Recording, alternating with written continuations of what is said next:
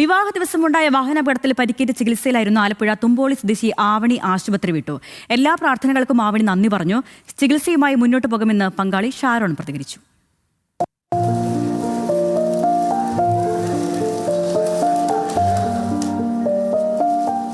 ദിവസത്തിനു ശേഷം എറണാകുളത്തെ ലേക്ക് ഷോർ ആശുപത്രിയിൽ നിന്ന് പുറത്തിറങ്ങുമ്പോൾ ആവണിയുടെ മുഖത്ത് ചിരി വിടർന്നു. ആദ്യം പ്രതികരിക്കാൻ മടിച്ചെങ്കിലും പിന്നെ ആത്മവിശ്വാസത്തോടെ സംസാരിച്ചു തുടങ്ങി.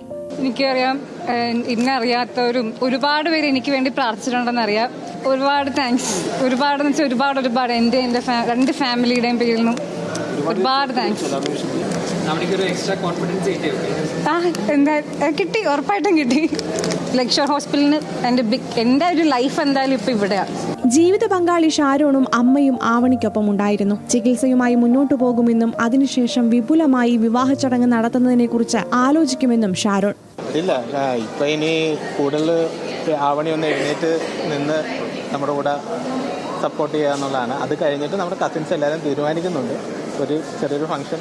കഴിഞ്ഞ മാസം 21-ന് വിവാഹ ദിവസം മേക്കപ്പ് ഇടാനായി കുമരകത്തേക്ക് പോകുമ്പോഴാണ് ആവണിയും രണ്ട് ബന്ധുക്കളും സഞ്ചരിച്ച കാർ നിയന്ത്രണം തെറ്റി മരത്തിലിടിച്ച് അപകടമുണ്ടാകുന്നത്. നട്ടെല്ലിന് ഗുരുതരമായി പരിക്കേറ്റതോടെ VPS ലേക്ക് ഷോർ ആശുപത്രിയിൽ പ്രവേശിപ്പിച്ചു. വീട്ടുകാരുടെ സാന്നിധ്യത്തിൽ ആശുപത്രി കിടക്കയിൽ വെച്ച് തന്നെ നിശ്ചയിച്ച മുഹൂർത്തത്തിൽ വിവാഹം നടത്തുകയായിരുന്നു. VPS Lakeshore chairman doctor Shamsheer വയലിലിന്റെ നിർദ്ദേശപ്രകാരം സൗജന്യമായിരുന്നു ചികിത്സ.